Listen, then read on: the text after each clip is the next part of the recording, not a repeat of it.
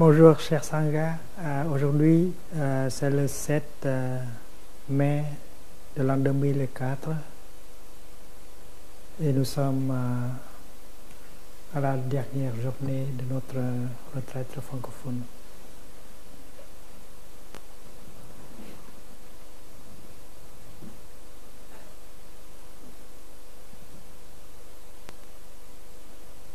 Il y a un corps qui s'appelle le corps de précepte, corps d'entraînement. Et c'est une chose qui existe dans chaque personne qui pratique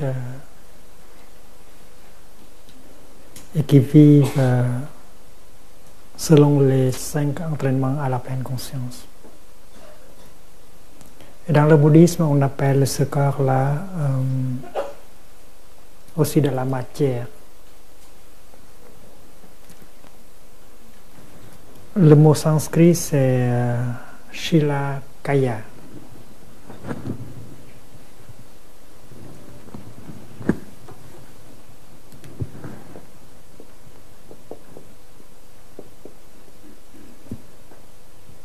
Kaya, c'est le corps.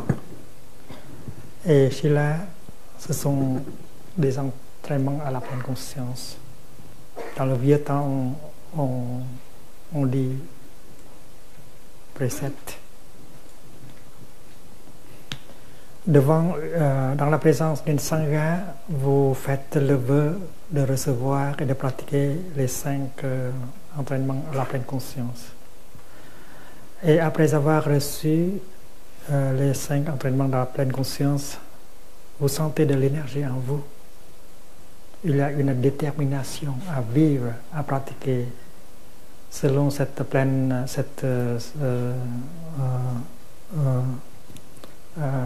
ce désir-là. Et cette énergie est appelée Shilakaya, le corps de Shila. Shila, c'est-à-dire les préceptes, les entraînements à la pleine conscience. Quand on regarde, quand on vous regarde, on ne peut pas voir ce corps, mais ça existe. Et c'est parce que c'est une énergie qui vous protège, qui vous montre le chemin, qui vous empêche à faire des erreurs et de créer de la souffrance, qui vous pousse dans le bon chemin. Et cette énergie-là, il faut la cultiver. C'est parce que cette énergie-là, c'est l'énergie du Bouddha, du Dharma et de la Sangha. C'est pourquoi la récitation des entraînements est très nécessaire. Et puis on doit apprendre, on doit regarder, étudier en profondeur pour pouvoir comprendre mieux la nature de chaque entraînement. Et on doit participer dans les discussions de Dharma pour pouvoir trouver des moyens plus efficaces afin d'appliquer ces enseignements dans la vie quotidienne, la vie individuelle et la vie collective.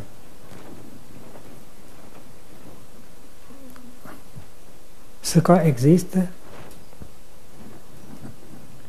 et ce corps se manifeste dans l'action, la parole et la pensée.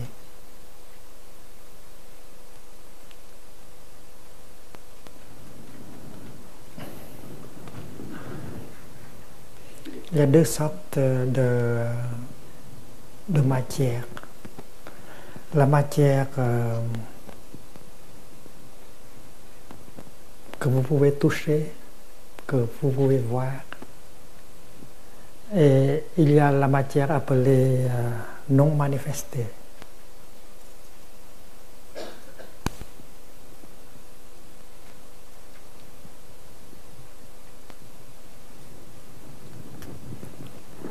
Vishnati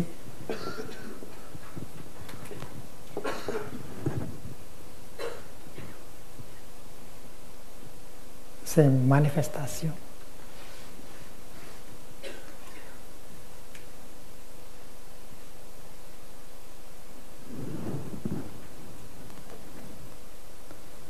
Et Avishnapti, c'est-à-dire que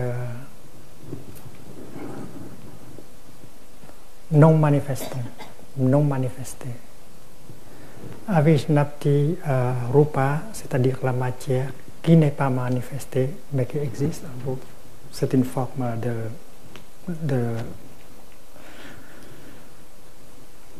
d'énergie.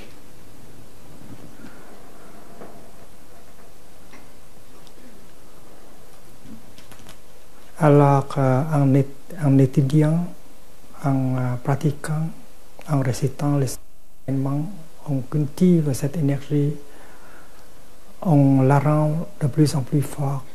C'est parce que cette énergie va vous protéger,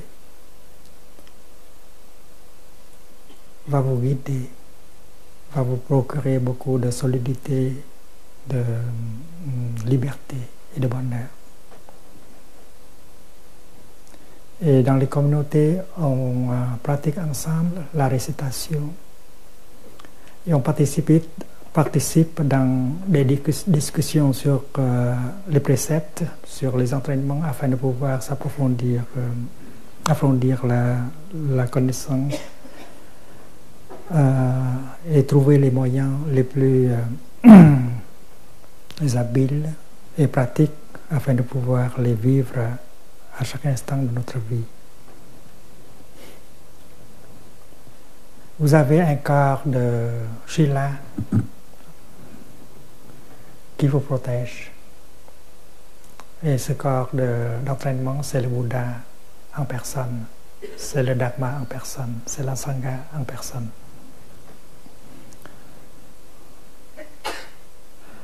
Le Bouddha, comme nous,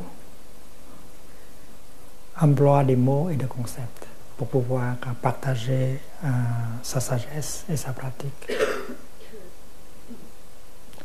Mais le Bouddha n'est pas pris par n'est pas victime, n'est pas une victime des mots et des concepts. Il demeure libre vis-à-vis des mots et des concepts. Il s'en sert, mais il est libre.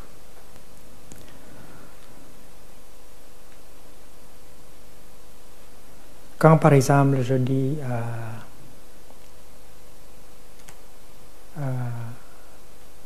la pluie tombe, alors je me sers des mots pour exprimer quelque chose. Mais dire la pluie tombe, c'est une chose assez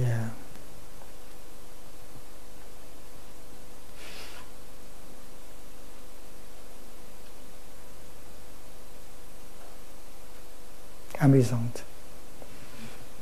C'est parce que si elle ne tombe pas, elle n'est pas de la pluie. N'est-ce pas? Imaginez une pluie qui ne tombe pas.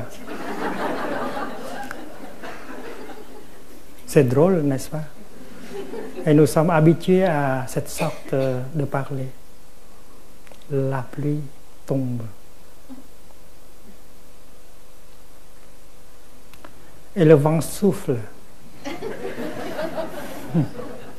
Imaginez le vent qui ne souffle pas, c'est pas du vent du tout.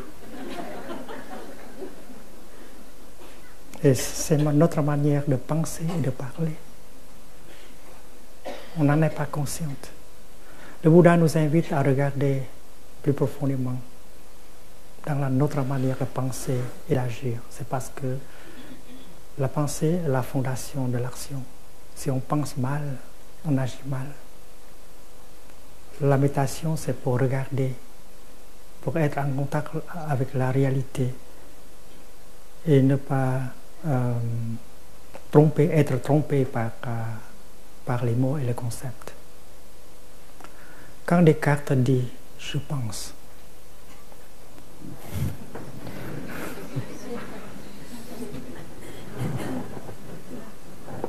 je pense.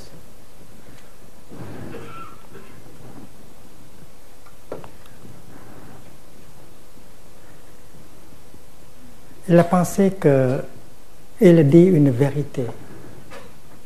Il exprime une vérité, il décrit une vérité. Il y a le jeu, il y a la pensée, qui sont des choses séparées. Et il a voulu faire de la logique. Je pense, donc je suis.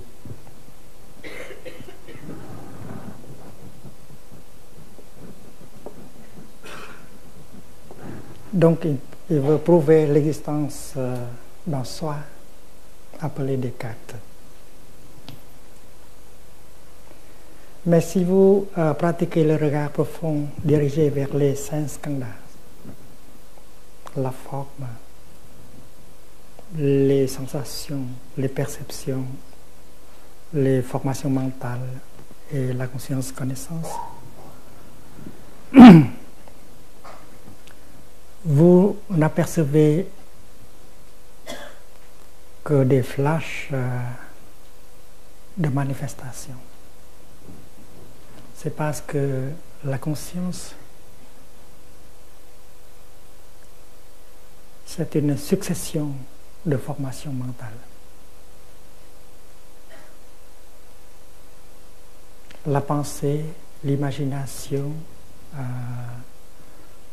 le désespoir, l'attachement, la pleine conscience, l'amour, la détresse, ce sont des formations mentales qui se succèdent. Et chaque formation mentale dure seulement dans une fraction d'une seconde. Je vous ai parlé du Shana. Shana, c'est l'unité de temps utilisée dans le bouddhisme. Shana.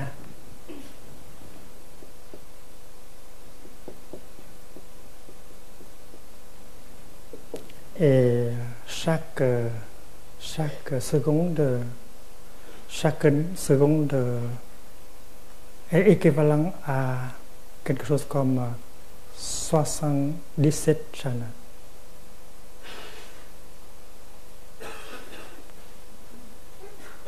Une seconde. La seconde, c'est 0.013. Et dans le bouddhisme, par exemple, dans le bouddhisme Sarvastivada, c'est une école bouddhiste qui a régné, qui a existé au Cachemire pendant plus de 1000 ans. Vous savez qu'au temps de l'empereur Ashoka, il y avait une vingtaine d'écoles bouddhistes. Et parmi eux, le Sarvastivada et le Vibhajavada. Le Sarvastivada enseigne que les choses existent, tous les phénomènes existent, mais une seule chose n'existe pas, c'est le soi.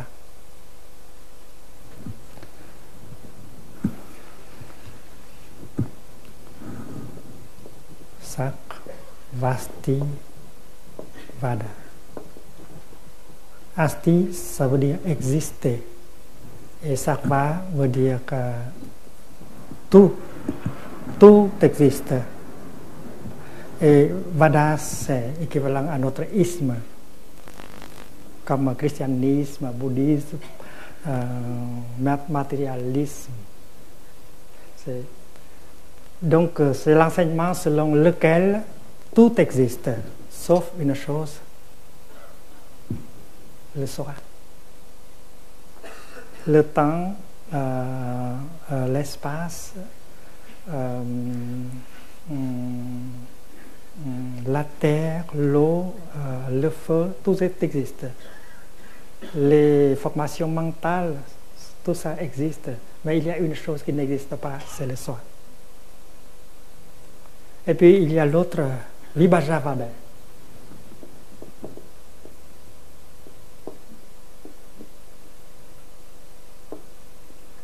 Qui avait une tendance d'analyser les choses. Le Vibhajavada Vibhajavada est devenu le Theravada assez lent maintenant. À l'époque, l'empereur Asoka était en faveur de la deuxième école. C'est pourquoi les maîtres du Sarvastivada ont quitté le lieu pour aller dans le nord, dans le Cachemire. Et là-haut, on a établi une tradition très forte, très nombreuse. Et c'est l'école de Sarvastivada. L'école de Sarvastivada enseigne que tout existe, mais seulement dans une shana, dans un flash. Et puis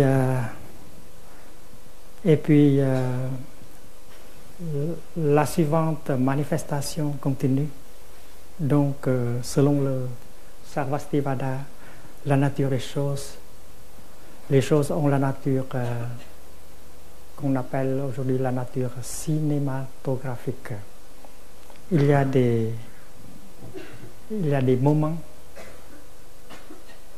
il y a des plans fixes, mais ça existe seulement pendant une fraction d'une seconde. Et c'est à cause du fait que les choses continuent à se manifester et se succèdent, on a l'impression qu'il y a une continuation, il y a quelque chose de stable, de continu. Mais en fait, la naissance et la mort arrivent à chaque moment de la vie quotidienne. C'est-à-dire que dans une seconde, les cellules du corps changent, meurent et naissent plusieurs fois. Alors il y a des formations qui durent seulement dans une fraction de seconde. Et non seulement la conscience est comme ça, mais aussi les sensations, les perceptions, et le corps est comme ça aussi. Donc il y a seulement que des manifestations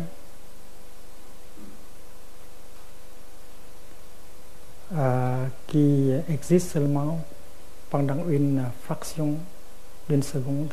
Il n'y a pas quelque chose de durable, il n'y a pas de soi. Donc quand on regarde dans sa conscience, dans ces instants-là, on voit que ce qui existe, c'est seulement des formations qui se succèdent. Et si Descartes voit cela, il n'aurait pas dit que je pense. Il y a la pensée. Il y a la pensée, bien sûr.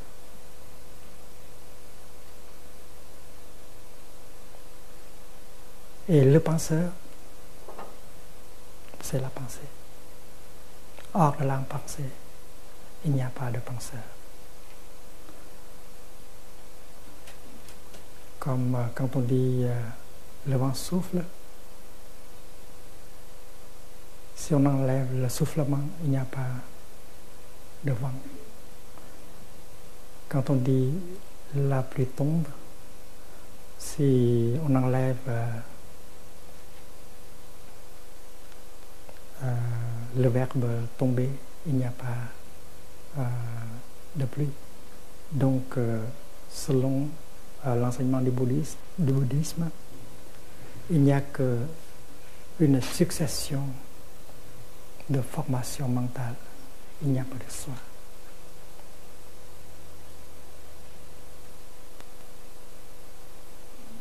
Il y a l'action mais il n'y a pas d'acteur. Et quand nous regardons en profondeur, nous voyons que nous sommes le temps. Nous sommes le temps et l'espace dans lesquels un film se déroule.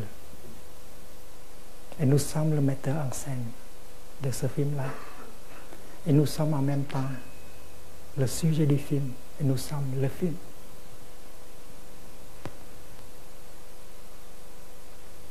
Il n'y a pas de metteur en scène hors du film.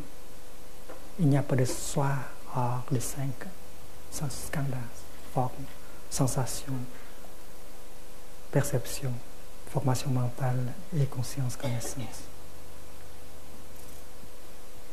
Donc, si vous êtes pratiquant de la méditation, ce sera intéressant de vous entraîner à regarder les choses telles qu'elles sont.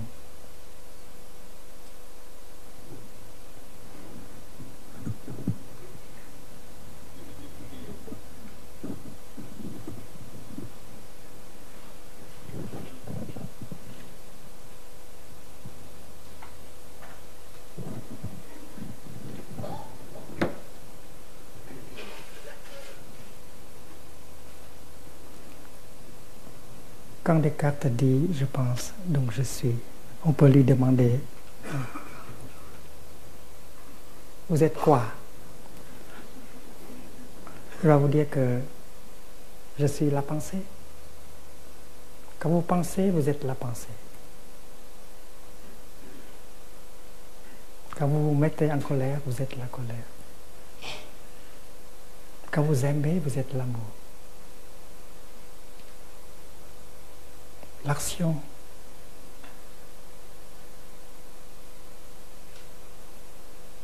c'est la manifestation, c'est la substance. Donc il y a l'action, il n'y a pas d'acteur.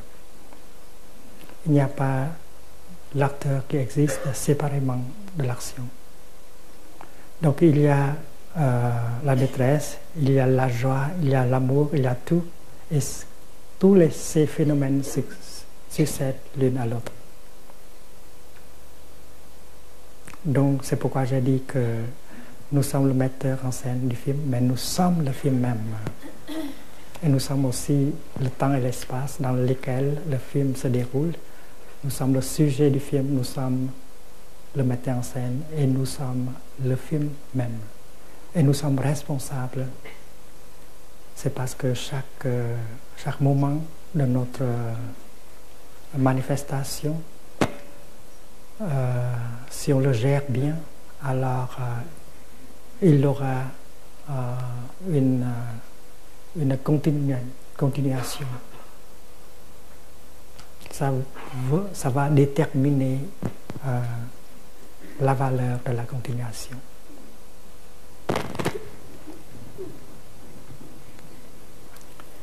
Si vous êtes le nihiliste, vous croyez qu'après votre mort, il n'y aura rien.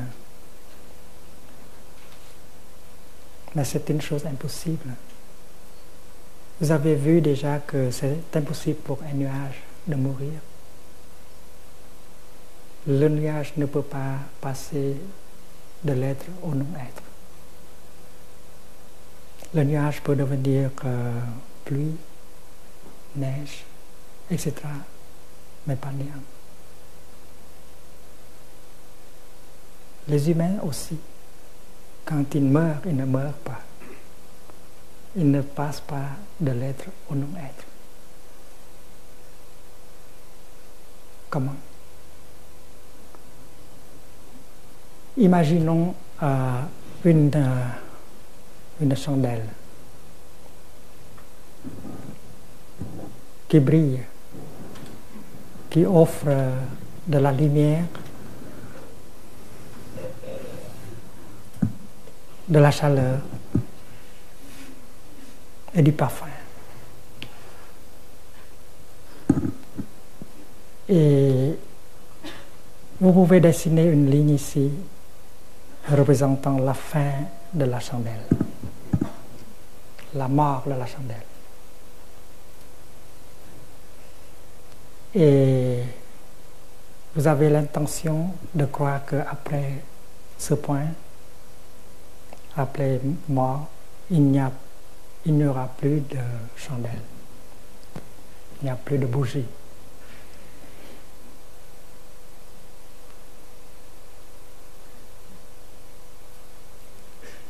Qu'est-ce qu'on va devenir quand ce moment arrive? Cette question peut être répondue avec une autre question. Qu'est-ce qu'il arrive dans le moment présent?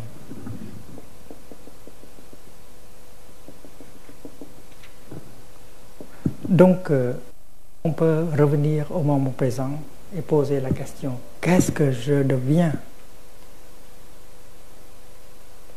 dans l'instant présent? Ce qui se passe dans l'instant présent? C'est la mutation. C'est parce que être, c'est devenir.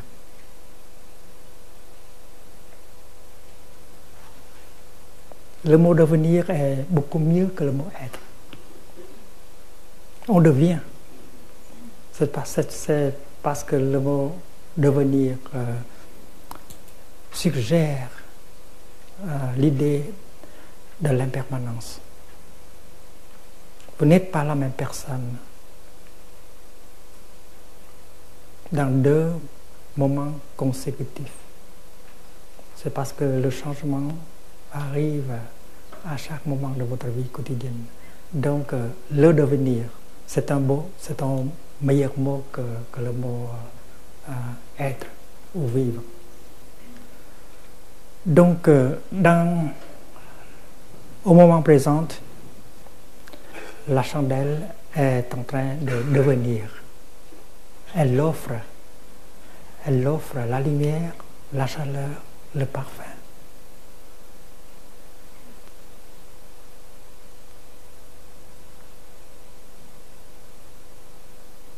Et la personne que nous sommes,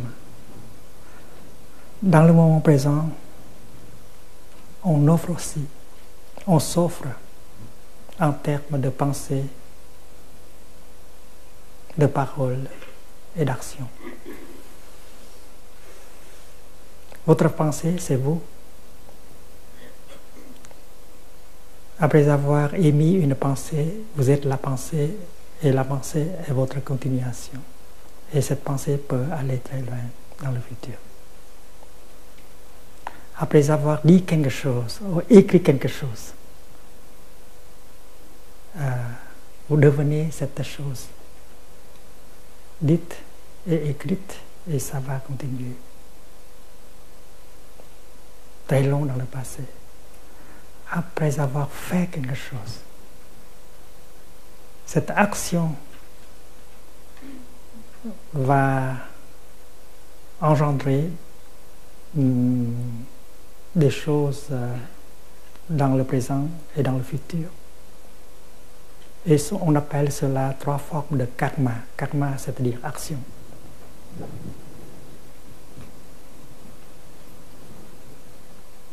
Karma, c'est l'action.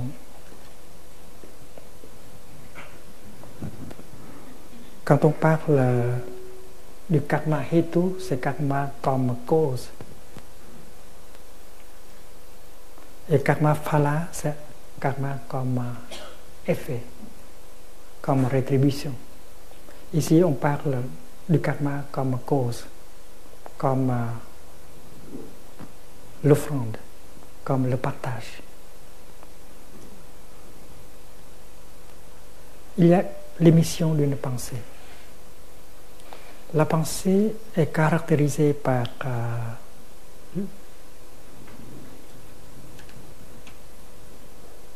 l'amitié, par la compassion,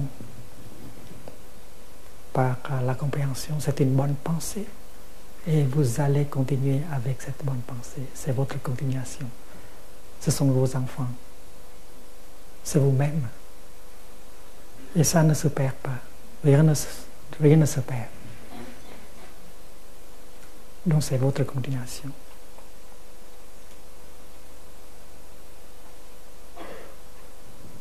Supposons que je trace une ligne comme ça, représentant le temps. Et supposons que je prise ce point comme le point de votre naissance. Et supposons que je prends un autre point indiquant le moment de votre soi-disant mort.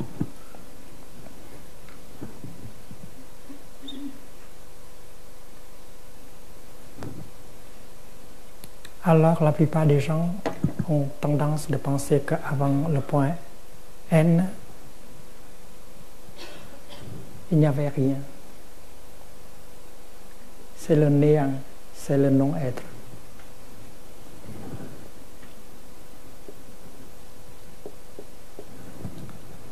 Et on commence à être à partir du point N. Et on peut continuer à être jusqu'à qu'on arrive au point M. Et après cela, ce sera le non-être, une fois de plus. C'est notre manière de penser. Mais nous avons scrutinisé, nous avons essayé de regarder en profondeur dans un nuage. Et nous avons vu qu'avant que le nuage se manifeste en tant que nuage, il a été quelque chose, comme la chaleur, comme la rivière, comme l'océan. C'est parce que du néant, on ne peut pas passer à l'être. Du non-être, on ne peut pas passer au non-être. Donc, ce n'est pas vraiment une naissance. C'est une nouvelle manifestation. C'est une continuation. On doit s'entraîner à regarder les choses comme cela pour pouvoir sortir de la peur du néant. Et on a vu que c'est impossible pour un nuage de mourir, de passer de l'être au non-être. Alors si on a le regard profond, on va pouvoir reconnaître le nuage dans les autres formes. Donc il y a seulement une continuation de manifestation. Et la réalité s'échappe du concept de l'être et du non-être. Donc si vous êtes nihiliste, vous pensez qu'il n'y aura rien après le point M, et vous avez tort. Rien ne se perd.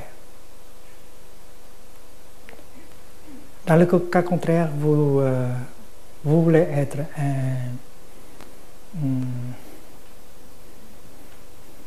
éternaliste.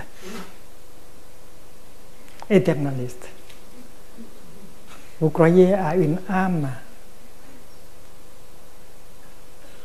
qui demeure la même chose à travers le temps et l'espace. Vous avez tort. C'est parce que quand vous regardez en profondeur, vous ne voyez rien de permanent. Tout change. Tous les phénomènes ont de nature cinématographique. Votre corps, vos sensations, votre esprit. Et grâce à l'impermanence qu'on peut évoluer, qu'on peut changer.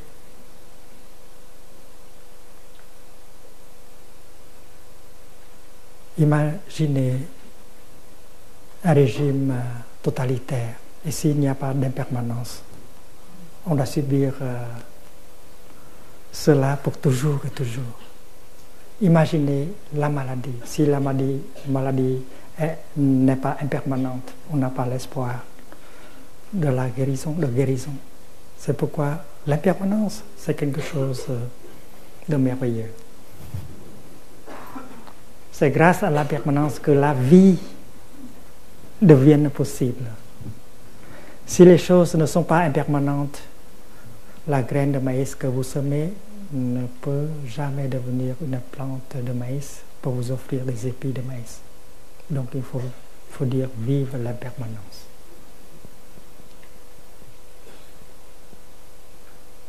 L'impermanence est une note joyeuse dans la musique de la vie. L'impermanence est le nom de soi.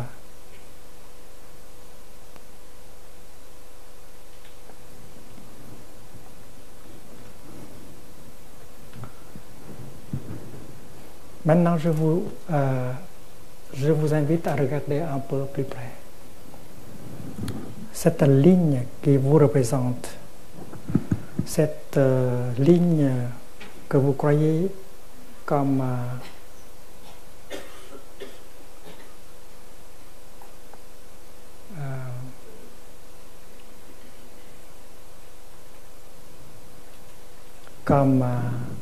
votre passage dans l'existence. Et vous imaginez que vous êtes cette ligne-là.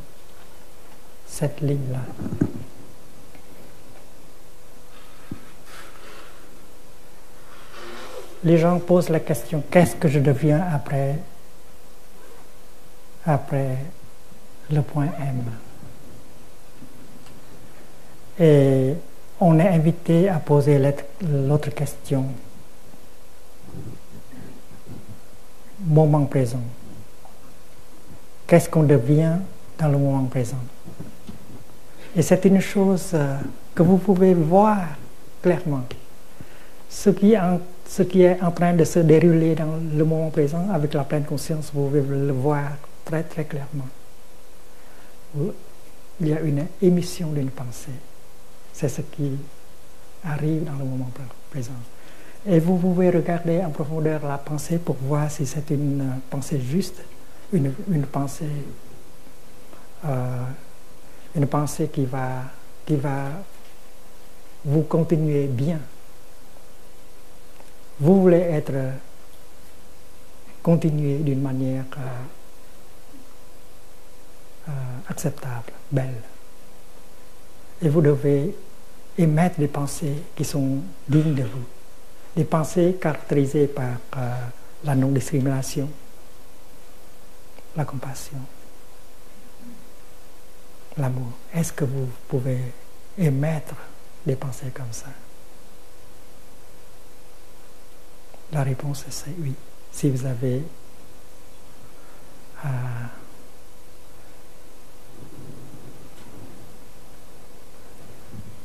si vous en avez le désir,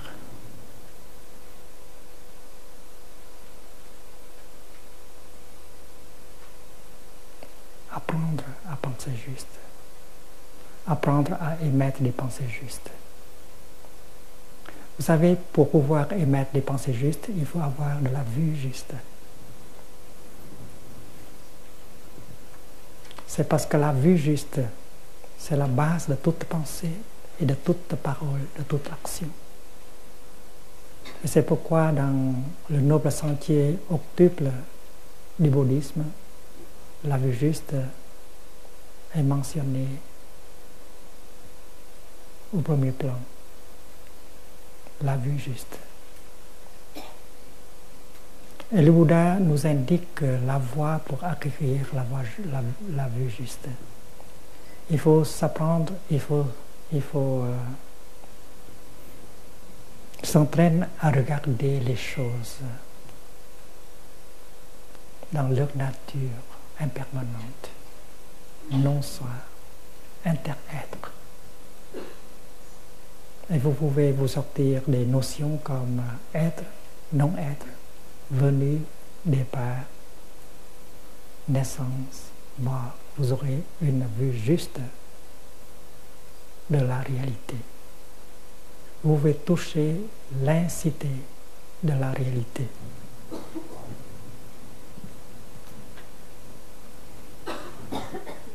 Ainsi, l'incité, sachness,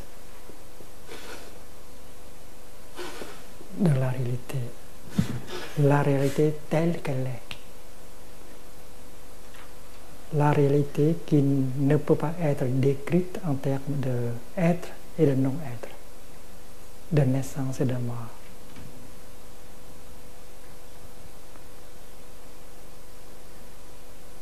Si on dit que Dieu est la fondation de l'être,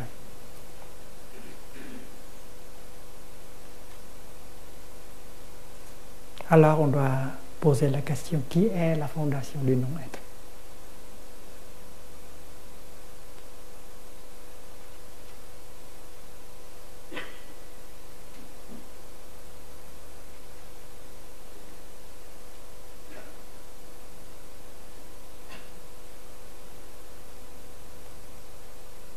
Et c'est par cette raison-là on a dépensé beaucoup de temps pour discuter sur le thème si Dieu existe ou non.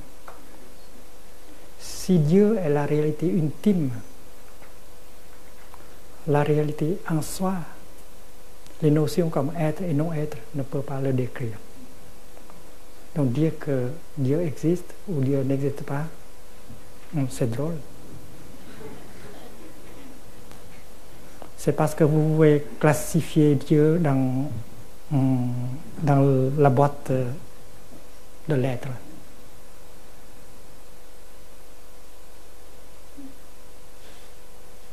Et les autres choses dans la boîte du non-être. C'est parce que Dieu, c'est l'absolu, la réalité telle qu'elle est. Et les notions comme être et non-être ne peuvent pas appliquer à Dieu. C'est pourquoi c'est une perte de temps de discuter sur le problème si Dieu existe ou non. Donc l'incité, c'est la réalité telle qu'elle est. Cette réalité ne peut pas être décrite en termes de être, non-être, naissance, mort, etc. Et c'est le nirvana. C'est nirvana, c'est l'extinction de toutes les notions. Toutes les notions.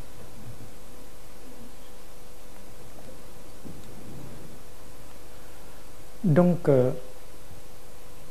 dans l'instant présent, vous êtes en train de produire des pensées.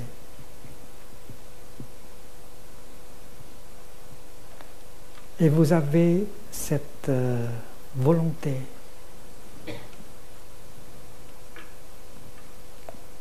ce libre arbitre. Vous pouvez décider. Je décide de ne émettre que des pensées justes, des pensées qui sont caractérisées par la compréhension, par la fraternité, par l'amour, et non pas par la haine et le doute. Et c'est une pratique. Et vous n'avez pas besoin de venir dans un centre pratique pour pratiquer. Quand vous conduisez la voiture, quand vous lavez la vaisselle, vous pouvez pratiquer le regard profond dans les choses. Et vous êtes au courant du fait que vous êtes en train d'émettre des pensées. Posez cette question. Est-ce que la pensée que je viens d'émettre est une bonne pensée, est une pensée juste, une pensée qui va de pair avec la compassion? Sinon, ce n'est pas une bonne continuation pour moi. C'est parce que mes pensées sont ma continuation. Vous savez déjà que la pensée a un pouvoir formidable. La pensée peut changer la vie d'une personne. C'est de l'énergie. Et c'est l'énergie que vous créez. Et l'énergie de la pensée, c'est votre continuation. Et ça ira très loin dans le futur. C'est votre continuation. Et c'est le premier aspect de votre karma, c'est votre action. La pensée, c'est une action. L'action de base.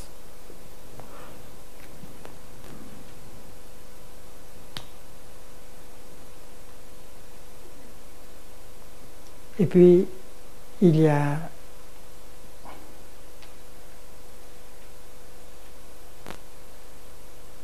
ce discours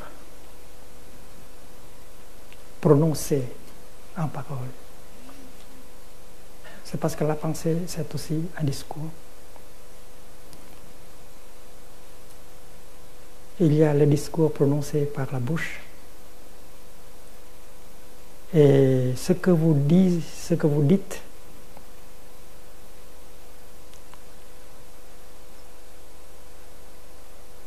ça vient de l'énergie et ça produit de l'énergie. Le quatrième entraînement à la pleine conscience, c'est pour vous aider à émettre des paroles justes. Des paroles qui puissent engendrer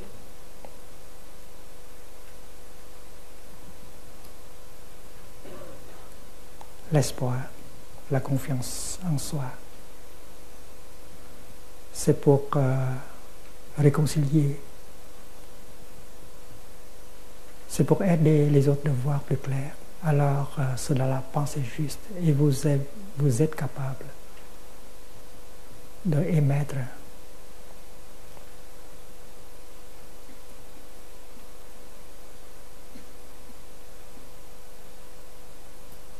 de la parole juste.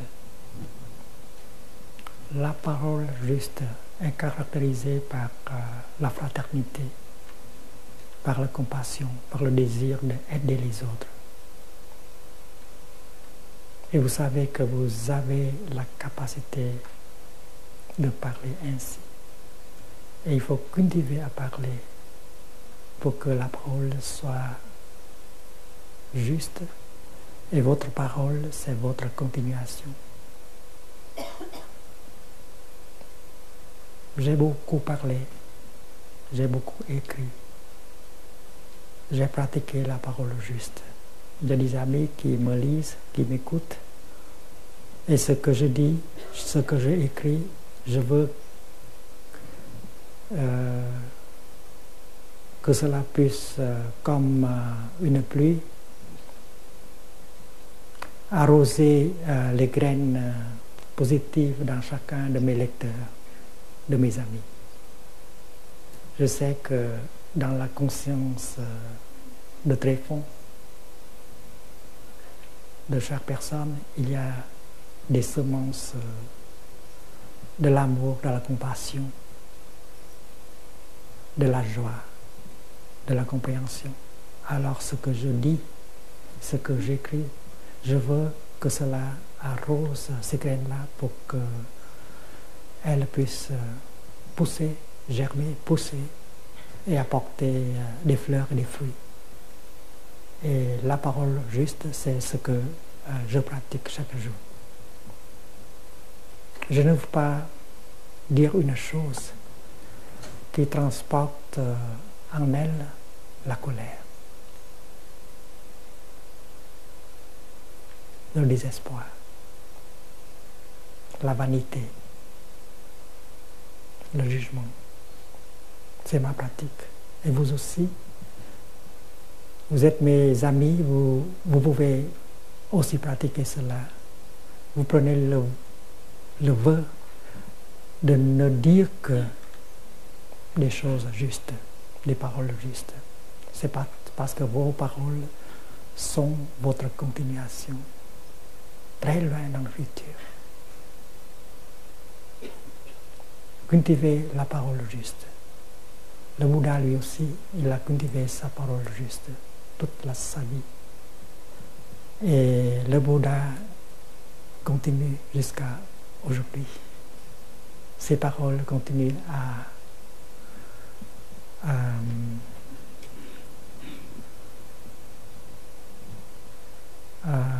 être là pour nous. Le Bouddha est disponible dans l'instant présent.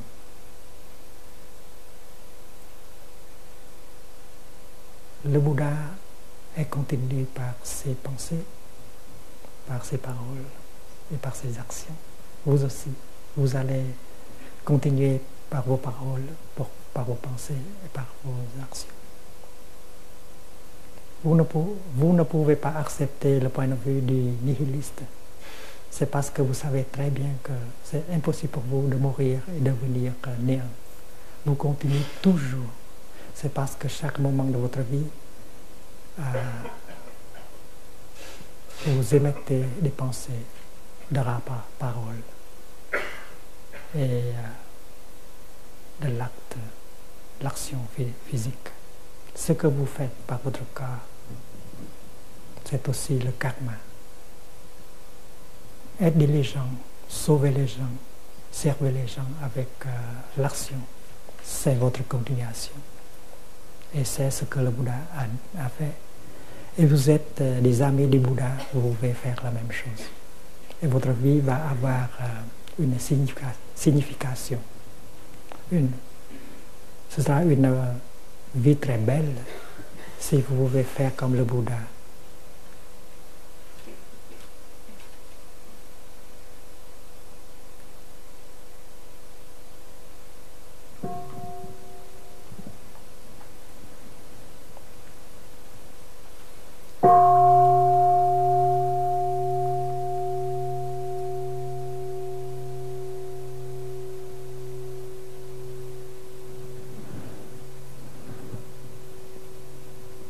À chaque moment, vous recevez.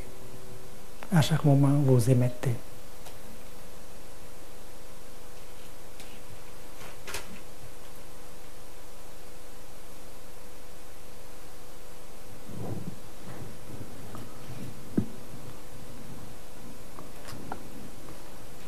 À cet instant, la chandelle, la bougie reçoit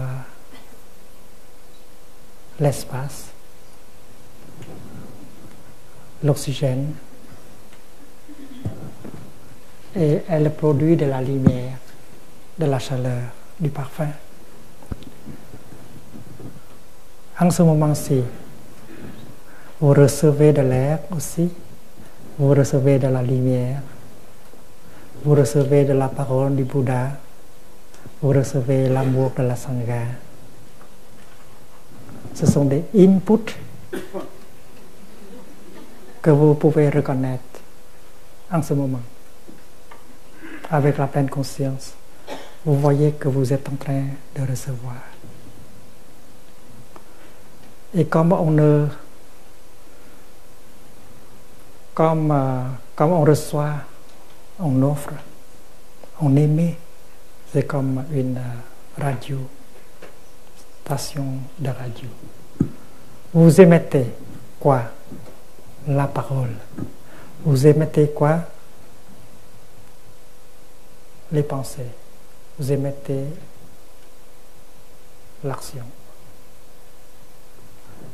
Alors, il faut apprendre à penser que vous n'êtes pas seulement ce corps qui va se dégrader vers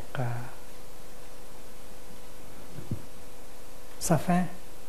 Il faut se voir aussi, il faut voir sa propre continuation en termes d'énergie, en termes de pensée, de parole et de l'action.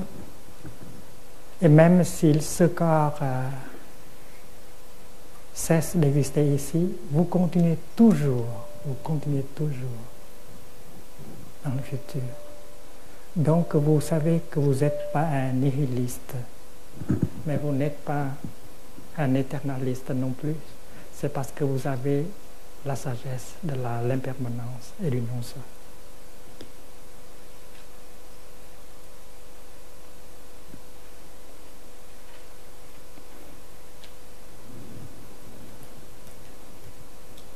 Si vous pratiquez le regard profond, vous pouvez vous voir déjà dans le futur. On dit que le futur n'est pas encore là, mais vous pouvez déjà toucher le futur. C'est parce que vos pensées, vos paroles, vos actions sont déjà le futur. Et vous pouvez voir la qualité de votre continuation. Il faut s'assurer une bonne continuation. On peut parler de la continuation en termes de renaissance, des choses comme ça.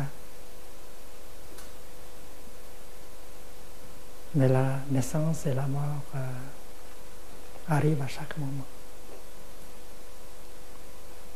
Pour que la naissance soit possible, la mort doit être là. Et la mort, c'est une condition favorable pour la naissance, pour la continuation. Si le grain meurt, il n'y aura pas de plante. Donc cette mort est très importante. Et on meurt à chaque moment. On doit apprendre à mourir à chaque instant pour qu'on puisse renaître à chaque instant.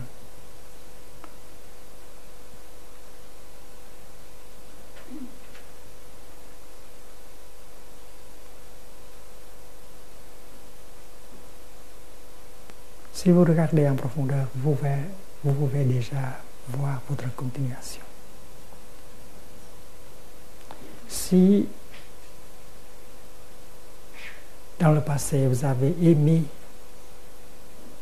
des pensées, des mauvaises pensées, vous avez fait déjà souffrir les autres et vous-même, et cette souffrance est encore là, en vous et dans les autres.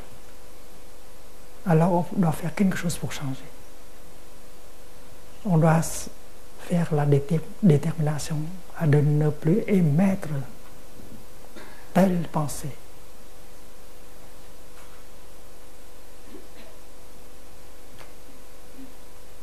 Il faut avoir la détermination d'émettre des pensées de nature opposée. Ce sont des pensées qui caractérisent, qui transportent la compassion. La compassion, c'est une chose possible. Hier, il y a un ami a posé cette question. Elle a beaucoup de souffrance vis-à-vis de son employeur.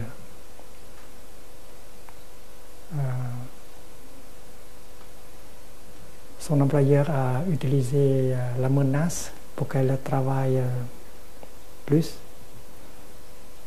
Et il a pensé que si on a peur, si on a peur de perdre son emploi, alors on doit travailler mieux. Mais en faisant cela, on fait souffrir les gens, et les gens travaillent moins bien. Alors, qu'est-ce que je dois faire pour ne pas souffrir si j'ai un employeur comme cela? Je n'ai pas eu le temps de répondre à cette question. Et la réponse peut être donnée en termes de compassion. Vous pouvez regarder votre employeur avec compassion. Il a peur. Il a peur que ses affaires n'iront pas bien dans le futur. Et il souffre.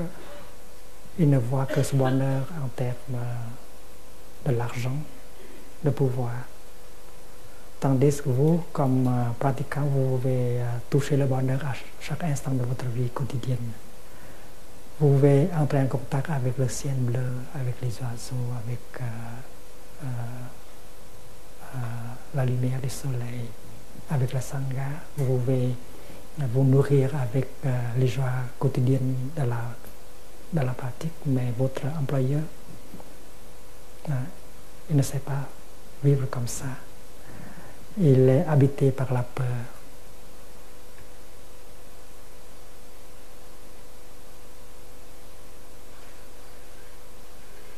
L'incertitude, le désir. Alors vous pouvez le regarder avec compassion. Pauvre homme, pauvre femme, il souffre. Et comme ça, vous pouvez le regarder avec compassion. C'est une merveille. Les yeux, vos yeux sont maintenant habités par l'énergie de la compassion. Il a dit des choses comme ça, mais vous pouvez encore le regarder avec amour, avec compassion. C'est parce que vous ne souffrez pas. Vous avez de la sagesse, vous avez de la compassion. Vous êtes protégé, vous ne souffrez pas. C'est lui, c'est elle qui souffre. Alors vous avez l'intention de l'aider à souffrir moins. Vous êtes déterminé à l'aider. Un jour, vous pouvez lui dire quelque chose afin de l'initier à la pratique de la pleine conscience pour qu'il puisse toucher au vrai bonheur. Alors avec la compréhension, avec la compassion, vous êtes protégé, vous ne souffrez pas. C'est votre employeur qui souffre, il a besoin d'aide. Et vous pouvez la personne qui va l'aider. C'est l'attitude d'un bodhisattva.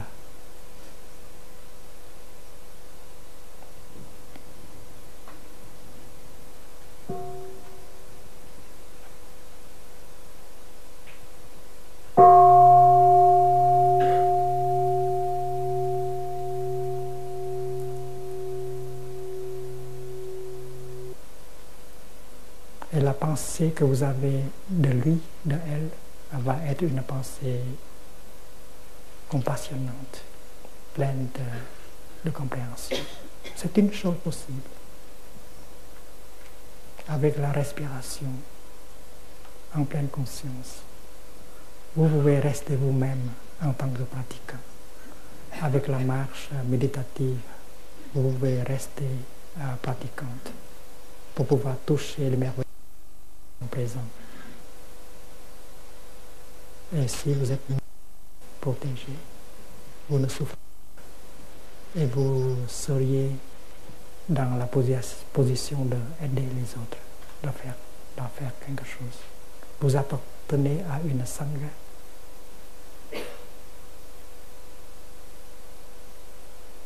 Et le Bouddha est un membre de votre sangha. Le Bouddha vous accompagne dans votre pensée, dans vos paroles, dans votre action. Et vous êtes une continuation du Bouddha. C'est une chose possible.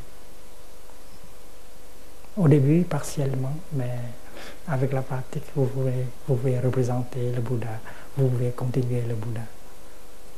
Nous tous, quand nous pratiquons la pleine conscience, la compassion, nous sommes la continuation du Bouddha.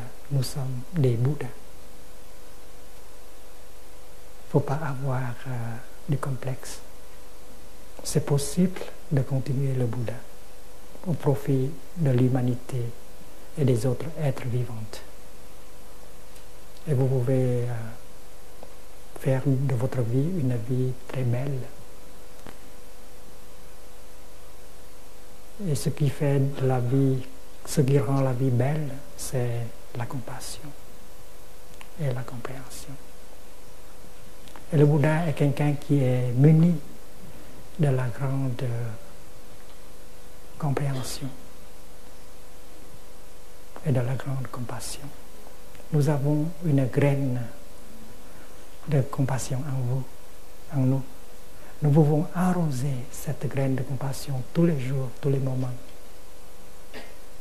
Nous avons une graine de compréhension en nous. La vue juste. Et il faut arroser par le regard profond chaque jour pour que la graine de la vue juste devienne de plus en plus importante. Et ces graines-là constituent la nature de Bouddha en nous. Souvenez-vous.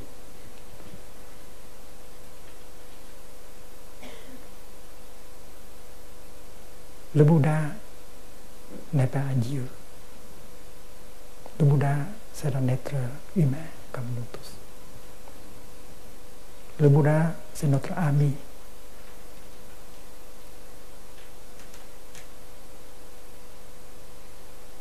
Il est notre enseignant. Il est notre compagnie de route. Il peut être toujours là pour nous. Et nous avons le Bouddha en nous. C'est parce que nous avons la nature de Bouddha en nous. Reconnu dans la graine de compassion qui est en nous. Reconnu dans la graine de compréhension qui est en nous. On ne peut pas nier le fait que cette graine merveilleuse est en nous. ça abolit toutes sortes de complexes. Nous pouvons être une continuation de Bouddha dans notre manière de penser, dans notre manière de parler, dans notre manière d'agir. C'est parce que notre pensée, notre parole et notre action seront notre continuation. Et c'est possible d'assurer une bonne continuation. Quand je regarde mes disciples, quand je regarde mes amis, quand je regarde le monde, je vois ma continuation dans le monde. Je ne vais pas mourir. C'est impossible pour moi de mourir. Je vais continuer pour très longtemps. Et je veux continuer d'une manière assez belle.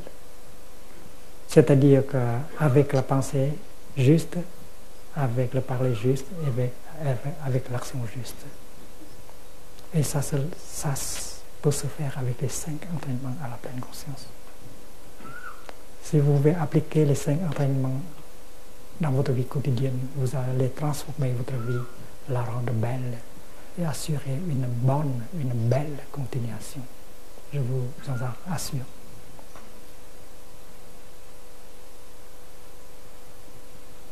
Et n'oubliez pas que la Sangha est toujours là pour vous soutenir, pour vous protéger, pour vous aider. Chaque fois que vous avez de la difficulté, pensez à la Sangha, revenir à la Sangha. Vous avez une famille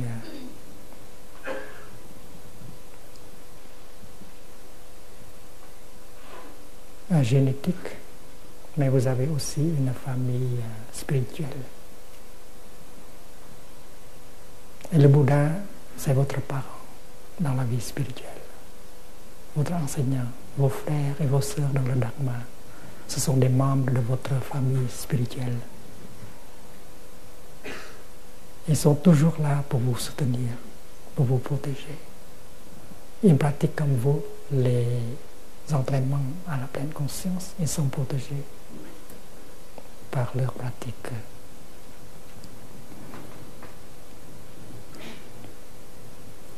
Quand vous marchez, faites comme le Bouddha.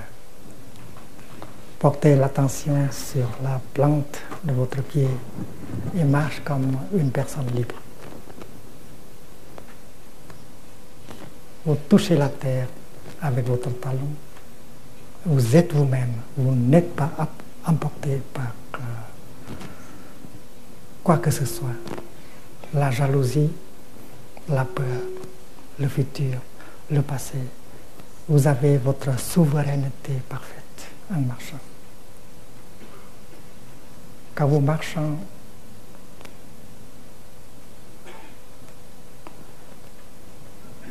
au bord d'une rivière, en marchant, en vous promenant,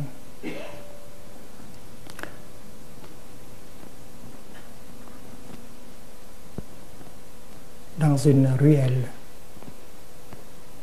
même dans le supermarché, vous marchez comme un homme libre, une personne libre, une femme libre. Moi, je le fais. Je vais marcher très... pas très fréquent.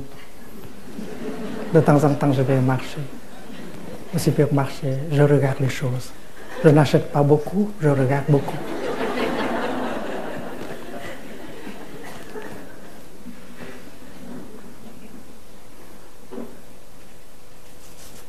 Une fois, je suis allé au supermarché, j'ai passé 1h30 dans le marché. Je marche comme ça, je regarde comme ça.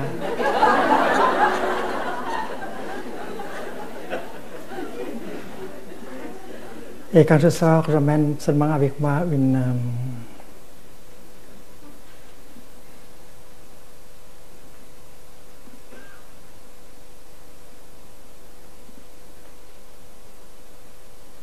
cái gì sư cô, cái mà để mà hả? Une éponge. J'ai acheté seulement une éponge.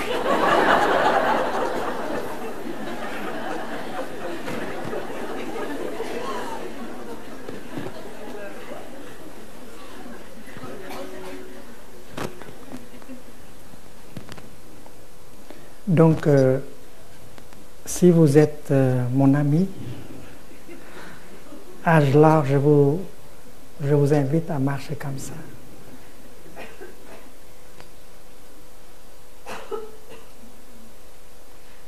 N'importe où vous allez, vous pouvez marcher comme le Bouddha, comme une femme libre, comme un homme libre. Portant votre attention sur la plante de votre pied et marchez comme ça. La liberté, ça donne beaucoup de joie, ça donne beaucoup de bonheur. Vous résidez dans le moment présent, vous êtes vous-même, vous avez l'entière souveraineté. La marche méditative, c'est une pratique magnifique et vous pouvez la faire n'importe où et n'importe quand.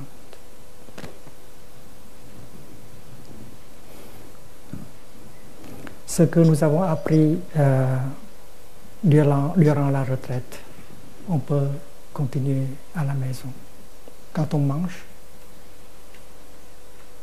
seul ou avec des proches, on peut transformer le repas en temps de pratique. On mange en telle sorte que la liberté et la joie soient possibles pendant tout le repas. Et avant de manger, on regarde profondément dans la nourriture pour s'assurer que la nourriture nous est bonne.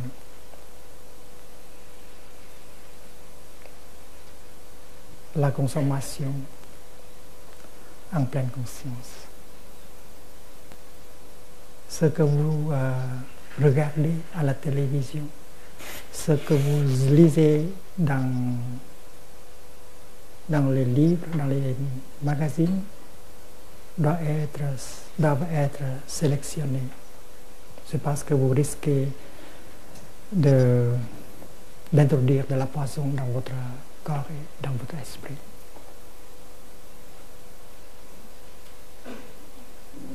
Vous avez le Bouddha, le Dharma et la Sangha avec vous. Vous n'êtes pas seul.